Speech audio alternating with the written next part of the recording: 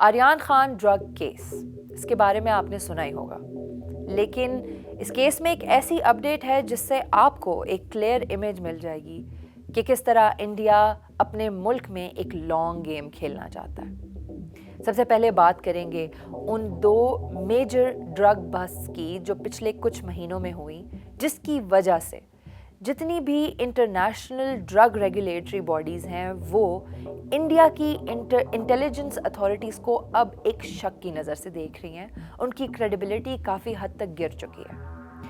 تو چلے آئیں بات کرتے ہیں ان 2 ڈرگ بسٹس کے بارے میں۔ پہلا اور انڈیا کی ہسٹری کا سب سے بڑا drug haul, 3 ton of drugs from Afghanistan recover کیے گئے انڈیا کے مندرا پورٹ پہ، جو کہ گجرات میں سچویٹڈ ہے۔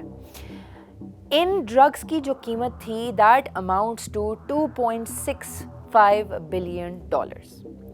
اور جو ٹریل تھی اگر وہ میں آپ کو سمجھاؤں کہ کس طرح وہ انڈیا پہنچی، تو وہ اوریجنیٹ ہوئی، مطلب وہ نکلی قندھار سے، اس کے بعد وہ لوڈ ہوئی ایران کے بندر عباس پورٹ پہ، اور وہاں سے آئی انڈیا کے ویسٹ کوسٹ گجرات میں مندرا پورٹ پہ۔ اس کے ٹھیک 14 دن بعد ممبئی سے گوا جانے والی پارٹی کروز شپ پر انڈیا کی نارکوٹکس بیورو نے ایک ریڈ کی، اور اریسٹ ہونے والے لوگوں میں سے جو سب سے ٹاپ پر نام تھا وہ انڈیا کے سیلیبریٹی شاہ رخ خان کے بیٹے آریان خان کا تھا۔ According to Aryan Khan's lawyer, نہ تو آریان سے کوئی ڈرگز ریکور کیے گئے اور نہ ہی کوئی ایویڈنس موجود تھا کہ آریان نے کوئی ڈرگز کنزیوم کیے تھے اس کروز شپ پر۔ 26 دن بعد ان کو بیل دے دی گئی، اور اب بھی انہیں آریان خان کو اسپیشلی کافی سیلیبریٹیز کی سپورٹ حاصل ہے۔ لیکن اب آتے ہیں انڈیا کی ڈرگ پرابلم پر۔ انڈین کے فارمر فائنانس منسٹر کا مندرا ایئرپورٹ سے جو large amount of consignment recover ہوا تھا، اس کے بارے میں یہ کہنا تھا کہ دیر از اے پاسبلٹی کہ اس شپمنٹ کا مندرا پورٹ پر آنا اس بات کی نشاندہی کرتا ہے کہ اس میں کسی ہائی پروفائل انڈیویجول کی انوالومنٹ ہے، اور ان کا اشارہ تھا اس پورٹ کے اونر کی طرف، مسٹر اڈانی، جو کہ انڈیا کے سب سے بڑے بزنس ٹائکون۔ لیکن اس بات کے بعد کچھ ڈاٹس کنیکٹ کرتے ہیں۔ سب سے پہلے تو یہ کہ جو دونوں میجر ڈرگ بسٹ تھے ان کا اوریجن افغانستان سے تھا، لیکن افغانستان سے اوریجنیٹ ہونے والے ڈرگز کی کہانی ریسنٹ نہیں ہے۔ یہ کہانی جا کے ملتی ہے 2001 میں، کہ جب طالبان کی گورنمنٹ کو ہٹا کر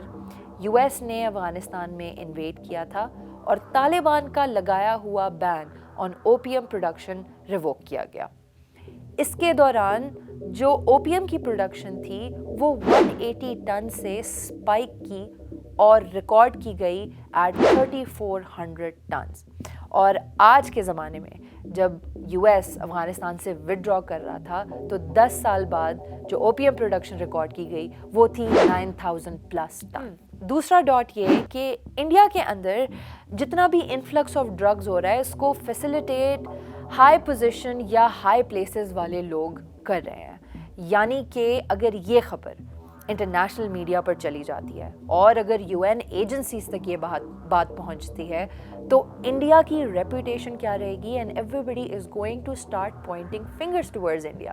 انڈیا کے اپنے حالات ان دی انٹرنیشنل ورلڈ کچھ ٹھیک نہیں لگ رہے، ایک طرف کشمیر، دوسری طرف ان کے اپنے انٹرنل میٹرز، جس کی وجہ سے انڈیا کی جو سچویشن ہے وہ دن بدن ڈی اسٹیبلائز ہو رہی ہے۔ اور اسی پر آتے ہیں ہمارے تھرڈ ڈاٹ کی طرف، آریان خان کس طرح سے انڈیا کی ڈرگ ریگولیٹری باڈیز اور نارکوٹکس بیورو ایک امیج پیٹ کرنا چاہتی ہیں انٹرنیشنل ورلڈ کے سامنے، کہ کس طرح سے ان کے ہی ملک میں پاپولر مسلم سیلیبریٹی کے بیٹے سے ڈرگز ریکور کیے گئے، اور ایک یہ امیج بنانا کہ انڈیا میں جتنے بھی فیمس اور رچ مسلم ٹائکونز رہتے ہیں they are all involved in drug trafficking or some business related to drugs۔ اس سے فائدہ کیا ہوگا؟ اس سے فائدہ ہوگا انڈیا کی ہندوتوا آئیڈیالوجی کو، اس ہندو سپریمیسی کو جو اس وقت انڈیا میں پل رہی ہے اور بڑھ رہی ہے۔ اگر مسلمانوں کو اس طرح سے شو کیا جائے گا کہ وہ انڈیا کو امپیور بنانا چاہتے ہیں تھرو ڈرگز، تو انہیں انڈیا سے ایکسپیل کرنا یا ان کا نام و نشان انڈیا کے اندر ریڈیوس کرنا بہت ہی آسان رہے گا۔ لیکن اس کے بعد کچھ اور سوال آتے ہیں جن کے جوابات ضروری ہیں۔ کس طرح سے انڈیا نے یو ایس کی مدد سے افغانستان کو اپنا اوپیم پروڈکشن گراؤنڈ بنایا، ان ڈرگز کو اپنے ملک میں کیسے ٹریفک کروایا، اور اس ہی جو ان کی ڈرگ ٹریل ہے اس کے تھرو اینٹائی پاکستان پراکسیز کو فنڈ کیا۔ ان تمام سوالات کے جوابات ہماری اپ کمنگ 3 ویڈیو سیریز میں آپ کو ضرور ملیں گے، اور شاید ان سوالات کے بھی جوابات مل جائیں جو اس وقت آپ کے ذہن میں ہیں۔ Stay tuned.